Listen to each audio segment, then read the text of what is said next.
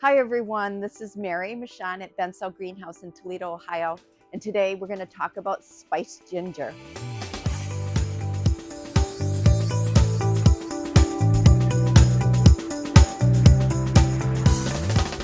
I am bringing you two different varieties of spiced ginger that we have here at our greenhouse. One has a very wide leaf, and then the other one is very thin, narrow, and pointed, but both of them smell the same, taste the same.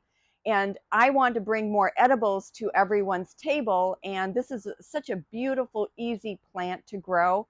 And I want to talk about it today, early in, I guess, late winter, early spring, so that you can prepare this plant, get it outside in your garden, grow it on for the winter, and then figure out how to harvest it and stay pieces so that it continues again in your house as a beautiful house plant. So like I said, we have two different types of spice ginger. These are Alpinia galingals, as opposed to a regular ginger plant, which is more peppery, and that's Zingiber officinalis. They're cousins, not the same plant, and they have very, very similar medicinal qualities, but different tastes.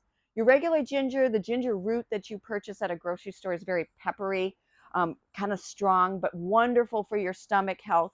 And these different spice gingers offer very similar medicinal qualities, but have more of a floral, fruity, not peppery fragrance and taste to them, but really, really wonderful and very easy to grow. Your ginger plants, your regular gingers, will tend to shut down in the winter, so you won't see all this foliage. So this is why we carry these here. In the Midwest, sometimes certain tropical plants just don't do as well, but spice gingers, after we've had these for years, just constantly amaze me and are wonderful to grow. So ginger loves moisture and humidity. That's why it's a beautiful plant when you take it outside in the summer. So it gets a lot of heat and humidity, and it grows more rapidly in the summer, obviously. So when you take it inside and you are in the Midwest like we are here in Toledo, then you're going to want to place it probably in a southern or western exposure, because our winters can be very dreary for many months or many weeks before we get some good sunlight. In higher humidity, the plant isn't going to be as growing as rapidly throughout the winter because it's kind of quieter. So not to worry, but good watering is crucial, and a little bit of fertilizing, maybe every other month, is going to be necessary. If you get it outside in the summer, just consider it in a pot getting drier quicker than if it was in the ground, and realizing that if our temperatures start climbing up closer to the 100-degree mark, that you may want to push that plant from full sun into more of a partial sun location. Keep the watering going and fertilize it. These plants will love a fish emulsion like fertilizer, a more organic type of fertilizer for you, and they will feed on that fertilizer a lot easier than maybe a more synthetic. So try to think about placement where it is outside. You may need to move it in the heat of the summer as we get closer to the end of July and August, and get it inside before the temperatures drop below 50 degrees. And don't take it outside maybe till mid to end of May, because we still have some colder rains on this plant. Think about what's happening in the winter. We go up and down in temperatures here in the Midwest, from very cold to very warm. So the heat's running and then it's not. So humidity levels in your house will fluctuate as well.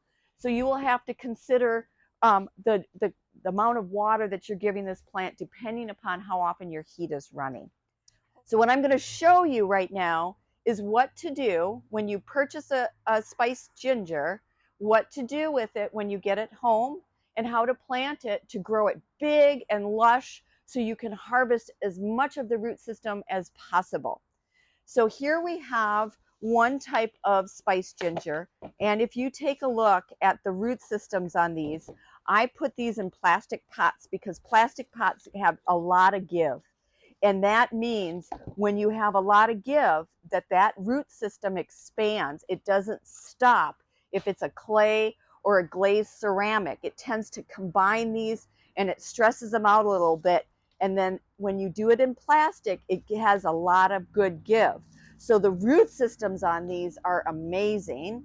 And what I look for in this, something like this, is a lot of good mature plant as well as new plants that are coming up on the sides. So what you're going to do with something like this, okay, is you're going to look for a really large pot, and I'm just going to up pot it into something like this for now. But you can literally go into a larger plant like this and grow this plant on. I'm going to let this guy be, and I'm going to just pack the soil around it. I'll water this one in, and I will let that root system fill out. So when you purchase this, if you come into the greenhouse in the spring and you purchase this plant, you can either put it into a pot this size, or you can literally take it and put it into a pot this size. If you do that and you get this outside through the heat in the summer, it will literally start to fill the pot out. And what I see here is a lot of new shoots coming up. We can clean this guy up so easy. But once you get this growing in the summer, it is going to be big and lush. And now what I will show you is what to do in the fall to keep this guy going. All right, so you come in the spring and you purchase one of the smaller plants of the Alpinia, the spice ginger. And what you'll want to do is you're going to want to get it into a pretty large pot. I would say something like this. Get it outside in the summer heat and high humidity and just let it go to town. After about 4 to 6 months, okay, it starts to grow and it gets as big and lush as this guy is right here. And so before the weather starts to change and the nighttime temperatures drop below, I would say 50, before they start dropping below 50, this is something you're going to want to do if you can get it outside. You're going to take a look at this really large plant and try to find a good area where you're going to cut away a small section of it and repot it, take it inside, and then the rest of the plant you use and you harvest the root system and do with it what you want. And I'll talk about that in a minute. So what I have found is I found a nice little indentation here. This root system is pretty tough, but I'm going to cut through the pot. Okay, and I'm going to start breaking this guy away. I have a pretty nasty serrated knife that I'm using because the root systems are pretty rough on this. And we're going to pull this guy away. I'm going to take some of this down. We're going to trim a little bit of this away. Like I said, this is a nice haircut, making sure that I don't cut any of the bulbs that are growing in the pot. And then I can take it and plant it into another nice larger pot like this. Again, I like plastic so that it has a lot of give for all those bulbs that are developing underneath the soil line. And you're going to fill it in. And this is what you're going to take in the house in the fall. And you can just grow this as a beautiful, beautiful green house plant throughout the winter until you're ready to start all over again in late spring, early summer by trimming the root system again. These bulbs, and let me just cut away a little bit of the bulb. I'll show you here.